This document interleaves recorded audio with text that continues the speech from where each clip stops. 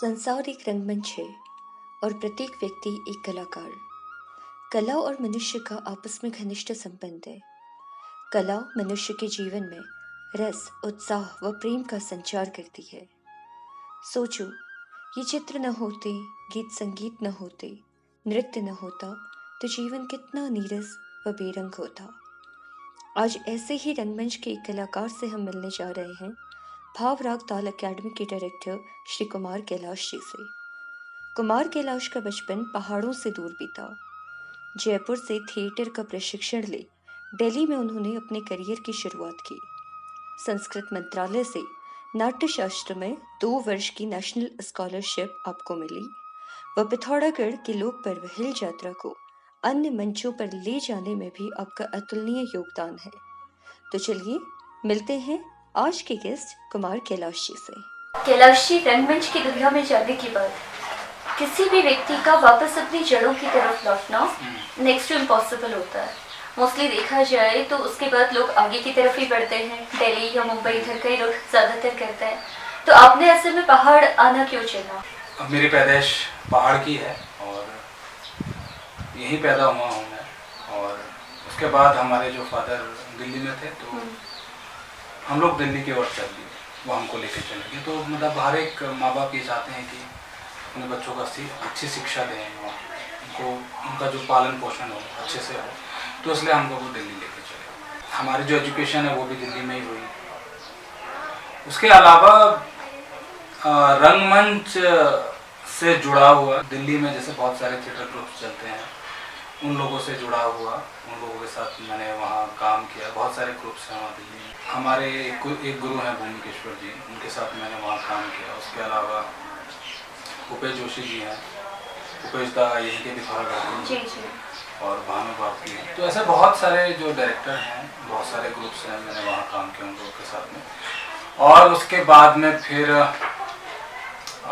राजस्थान जयपुर से मैंने 1 साल का डिप्लोमा किया इंडियन थिएटर में, भारतीय रंगमंच में। और वो केंद्रीय संगीत नाटक अकेडमी की तरफ से था और नाट्यकुलम में वो डिप्लोमा हुआ। और उसके जो मेन जो कुलगुरु हैं अभी वो श्री भारत रत्न भारत, तो वो भी गुरु हैं मेरे। उनके साथ भी मैं काफ़ी रहा और उनसे बहुत कुछ भारतीय रंगमंच को लेकर काफ़ी उनसे सीखने को, समझने को, जानने को। और एक विज़न, सबसे बड़ी चीज़ है, एक विज़न मिला कि आप थिएटर कर क्यों रहे हैं। बचपन में स्कूल के टाइम पे नाटकों में काम करते थे आप? नहीं, स्कूल के टाइम पे तो बिल्कुल भी नहीं, क्योंकि वैसे ही हम लोग बैक बेंचर्स थे तो टीचर्स हमको लेती नहीं थी। वैसे ही वो सोचते कि इसको अगर यहाँ ले लिया तो जो थोड़ा बहुत भी शायद जो पढ़ भी रहा होगा तो उससे भी अलग हो जाएगा। तो इस वजह से हम लोग कुछ ये था, स्पोर्ट्स में हम लोग भाग लेते थे और मैं हैंडबॉल खेलता था अपने स्कूल से। तो ये इंटरेस्ट जो था थिएटर के लिए, ये कौन सी एज में डेवलप हुआ? बहुत सारी चीज़ें हैं, जैसे हम बचपन से फिल्में वगैरह देखते हैं और वो इन्फ्लुएंस करती है हमको।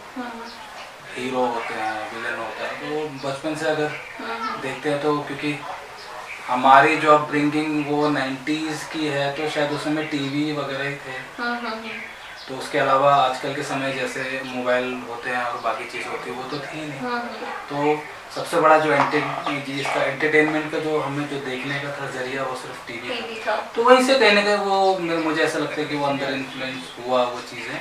और मैं शायद मुझे लगा कि मुझे ये चीज़ मुझे अच्छी लगती थी, ये फिल्में देखना। और तो मुझे लगता शायद मैं भी ये चीज़ मैं कर सकता हूँ। और फिर थोड़ा बड़ा हुआ, फिर स्कूलिंग हुई, उसके बाद में जब कॉलेज की तरफ जाने लगे तो उस चीज़ में थोड़ा सा इंटरेस्ट था। और दिल्ली में बहुत सारे थिएटर ग्रुप्स हैं जो चलते हैं, जैसे भी थोड़ी देर पहले मैंने आपको बताया। तो उसी तरीके से वो जर्नी शुरू हुई थिएटर। पिथौरागढ़ पे भाव राग ताल अकेडमी जो थिएटर अकेडमी आपने इस्टेब्लिश करी है, थोड़ा इसके बारे में विस्तारपूर्वक हमें बताइए कि अकेडमी को कितने साल हो गए यहाँ पे रन करते हुए और स्टार्टिंग में क्या क्या चैलेंजेस आपके सामने आए?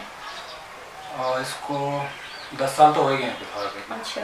काम करते करते भाव राग ताल अकेडमी को 10 साल हो गए। और बंजर ज़मीन में आप जब खेती करते हैं तो बहुत उसको बड़ा मुश्किल होता है। तो सेम वैसा ही मेरे साथ भी हुआ कि शायद यहाँ पिथौरागढ़ में रहा है रंगमंच पहले 70s के, जैसे सुनने में मिलता है कि 70s में होता था, फिर कुछ 80s में होता था, फिर कुछ 90s के समय में यहाँ होता था। तो मुझे ऐसा लगता है कि वैसे एक परंपरा में नहीं रहा है कभी, जैसे और जगहों पर एक है ना पारंपरिक रंगमंच एक रहा है लगातार, वो एक दूसरे से तीसरे में चौथे में, तो पीढ़ी दर पीढ़ी कुछ चीज़ें रही हैं हर जगह पर। मुझे ऐसा लगता है कि यहाँ पर ऐसा कुछ रहा है। तो यही सबसे बड़ी समस्याएं थी कि इसको कैसे दोबारा रिवाइव किया जाए, और जिस विजन के साथ मैं आया था पिथौरागढ़ में, उस विजन को कैसे मैं उसको फुलफिल करें। हाँ, कैसे फुलफिल उसको करें। तो वो एक सबसे बड़ा चैलेंज सिर्फ मेरे मतलब खुद से एक वो था, चैलेंज था कि इसको कैसे पूरा किया जाए। तो ऐसे कुछ मुझे ऐसा लगता है कि जर्नी बड़ी इतनी कठिन भी नहीं रही है अभी तक की, जो भारत तल की और काम की है, बहुत इजी गोइंग रहा है। मुझे ऐसा लगता है कि इजी गोइंग इसलिए रहा है क्योंकि हमेशा एक मेरे अंदर एक पॉजिटिविटी के साथ जो मेरा नज़रिया है वो हमेशा पॉजिटिव रहा है, काम को लेकर, बाकी चीज़ों को लेकर। शायद मुझे लगता है कि वही सबसे बड़ी चीज़ थी जिस वजह से मुझे ज़्यादा कठिनाई नहीं आई काम करने में। एक सवाल मैं आपसे पूछना चाहूँगी कि पुरानी जितनी भी लोक विधाएँ थी, जैसे कि जागर गायकी हो गई, हुड़का बजाना, ये सारी चीज़ें, हम देखते हैं कि आज की पीढ़ी के जो कलाकार हैं उनका फोक आर्ट की तरफ इंटरेस्ट पहले के जैसा नहीं है, थोड़ा कम है। इसका रीज़न क्या है? जैसे मैंने अभी थोड़ी देर पहले आपको बताया कि मतलब हमारे टाइम पे जो था वो एक जरिया था टीवी। हाँ। लेकिन आजकल के टाइम पे बहुत सारी चीज़ें आ गई है, आपके मोबाइल आ गए, बच्चे के हाथ में गैजेट्स हैं, ऊपर से यूट्यूब का ज़माना है, और वो क्या रील बनाने का ज़माना है। तो वो बहुत जल्दी फेमस हो जा रहे हैं, बहुत जल्दी वायरल हो जा रही है ना चीज़ें, है ना, बहुत इंस्टेंट वो फेम जो मामला है वो चल गया है। तो मुझे ऐसा लगता है कि जो कलाएं हमारी, चाहे वो शास्त्रीय कलाएं हैं, चाहे वो लोक कलाएं हैं, मुझे लगता है कि उनको समझने के लिए एक चीज़ तो क्या होती है कि कुछ चीज़ें आपको विरासत में मिलती है, ठीक है, और कुछ आपको सीखना पड़ता है, आपको ट्रेनिंग की ज़रूरत होती है, आपको शिक्षा की ज़रूरत होती है। तो आज के समय में उतने पेशेंस युवाओं में नहीं है। ये जो लोक कला है, इसको हम आजीविका से कैसे जोड़ सकते हैं? रोजगार से या आजीविका से इसे कैसे जोड़ा जा सकता है? इस चीज़ पर हम लोगों ने थोड़ा बहुत काम किया, थोड़ा सा बिग स्टार्ट हम लोगों ने किया अभी। जैसे कि जो ग्रुप है, ये जो काम करता है जिस तरीके से, ये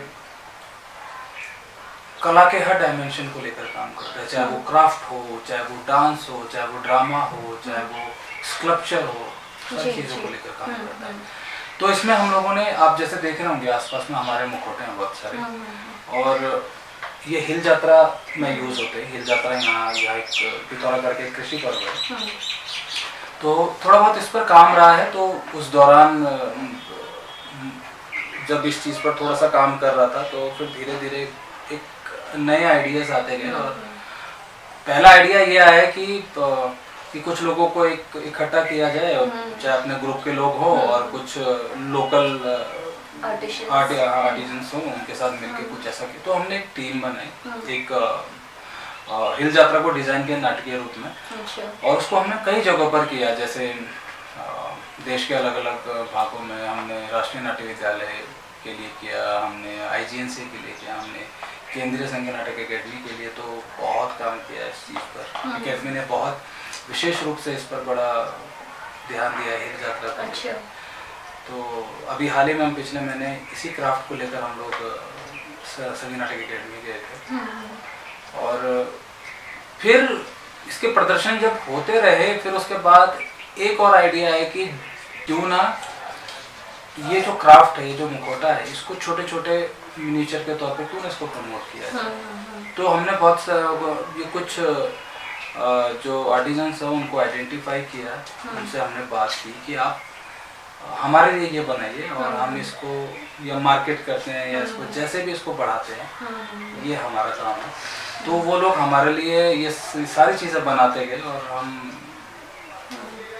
इसको फिर हमने एक मतलब एक ब्रिज के तौर पर काम किया और मार्केट हमने दिया। जैसे हिलांस है जो यहाँ का, तो उन्होंने हिलांस ने हमसे लिए और ऐसे बहुत सारे, जब मान के चले पिछले बार जब हिल यात्रा हुई थी पिछले साल, तो बहुत सारे गांव के जो अलग अलग पिथौरागढ़ के जो जहाँ जहाँ हिल यात्रा होती है तो वो लोग हमसे मुखौटे लेके गए। और अब सच मानेंगे कि कई जगह पहली बार उन्होंने अपने गांव में जब हिल यात्रा स्टार्ट कर रहे थे, तो जैसे ये ओगला के पास में एक गांव है, वहाँ के लोग खुद वो मुखौटे खरीदने के लिए यहाँ आए, किसी ने बताया होगा कि वहाँ सेंटर है करके, आप वहाँ से मुखौटे लीजिए। तो कहीं ना कहीं इसको हमने उसके मतलब आजीविका के रूप में भी हमने इसको कहीं ना कहीं एक विकसित करने की कोशिश की है, कर रहे हैं। अभी कितना आगे कामयाब हो पाते हैं ये देखना पड़ेगा इसको।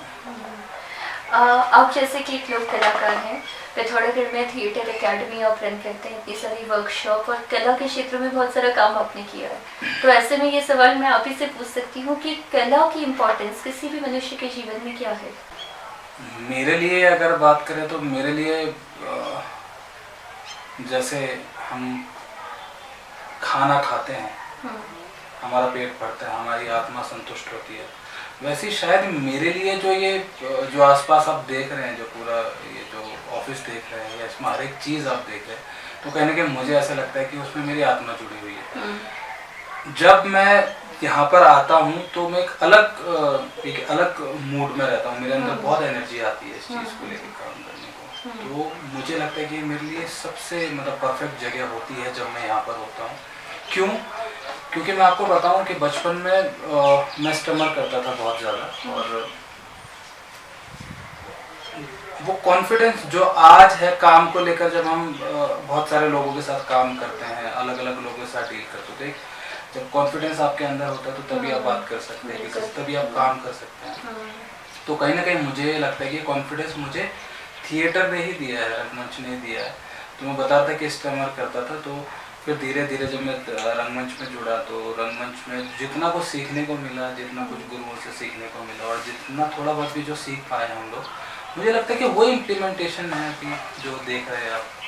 तो कॉन्फिडेंस तो देता है कला थिएटर, क्योंकि वो लोगों से डायरेक्ट आपको जोड़ता है, ऑडियंस से आपको डायरेक्ट जोड़ता है, डायरेक्ट बात करता है। तो मुझे लगता है कि ये फ़ायदा मिलता है। कैलाश, एक बहुत ही इम्पोर्टेंट क्वेश्चन मैं आपसे पूछना चाहती हूँ। आज के टाइम पर हम देख रहे हैं कि जितने भी फोक आर्टिस्ट हैं वो अपनी कला को अपनी आगे आने वाली पीढ़ी को हस्तांतरित नहीं करना चाहते। ऐसे में देखा जाए तो आने वाले कुछ समय में कुछ विधाएं या कुछ कलाएं वो पूरी तरह से लुप्त हो जाएंगी। तो ये बहुत बड़ा दुर्भाग्य भी है हमारे लिए। ऐसे में आपका क्या मानना है कि ये क्या रीज़न है, क्यों कोई भी फोक आर्टिस्ट जो है वो नहीं चाहता है कि उसका बच्चा उसकी कला को कैरी फॉरवर्ड करे? या बहुत रेयर कंडीशंस में ही हमें ये देखने को मिलता है। मुझे लगता है कि ये एक विशेष जो वर्क है उसके पास ही ये कुछ चीज़ें हैं, और उसको वो स्थान कभी शायद जिस तरह का हमारे आसपास में जो माहौल है भेदभाव का, छुआछूत का, कास्टिज्म का, ये जो सबसे बड़ा कारण ये रहा है कि कलाओं का जो विलोपन हुआ है, सबसे बड़ा कारण मुझे ऐसा लगता है कि उन लोगों को जिनके पास जो कला है उनको वो समाज में वो स्थान नहीं मिल रहा है। एक बराबरी का जो स्थान होता है शायद मुझे नहीं लगता कि कभी उन लोगों को मिला है। हमारे पास मुझे ऐसा लगता है कि इतनी बड़ी बड़ी हमारे पास कलाएं रही होंगी जो मुझे लगता है कि पिछले कई वर्षों पहले ही वो शायद विलुप्त हो चुकी है। वो शायद हमें पता भी नहीं उस चीज़ के बारे में। और अब मुझे लगता है कि अब जो समय है अभी और कठिन समय है। अगर हम अभी भी अगर उस बराबरी की बात नहीं करते हैं या उस कलाकार या उस व्यक्ति को अगर हम वो स्थान नहीं देते, तो मुझे ऐसा लगता है कि हम एक अच्छे भविष्य की मतलब ये की परिकल्पना नहीं कर सकते। मेरा लास्ट क्वेश्चन ये रहेगा आपकी एकेडमी को लेकर, भावराव ताल एकेडमी। तो थोड़ा सा बताइए हमारे दर्शकों को कि इसके फ्यूचर प्लान्स क्या क्या हैं? लगातार काम करना और ऐसा काम करना कि वो हमारे बाद भी वो जो एक परंपरा जो हम एक कोशिश कर रहे हैं कि वो परंपरा अब हमेशा बनी रहे, तो अगले 1000 सालों तक वो चीज़ बना रहे कि जैसा मैंने आपको बताया कि शायद कभी रहा हो, लेकिन वो जब हम आए थे हम यहाँ काम करने के लिए तो शायद वो चीज़ हमें नहीं मिली, लेकिन अब कोई भी व्यक्ति अगर बाहर से आता है तो वो यहाँ सीखे, यहाँ करे, तो एक इसको हम इसको एक बड़े रूप में देखते हैं, एक बड़े विजन के साथ भारत को देखते हैं, और अगले 1000 वर्षों तक जब तक ये सृष्टि है, और एक मुझे लगता है कि इसको हमेशा कला विधा और मुझे ऐसा लगता है कि एक मतलब परंपरा के रूप में हमेशा चलती रहनी चाहिए, जैसे हम कहते हैं कि हस्तांतरित वाली बात, तो उसी तरीके से आने वाली पीढ़ी को हम एक विरासत सौंपे जाए। तो आने वाले भविष्य के लिए और इस अकेडमी के लिए आपको ढेरों शुभकामनाएं, और साथ ही साथ आइडियल टॉक विद दीप्ति के आज के एपिसोड के लिए भी आपको बहुत बहुत धन्यवाद। Thank you.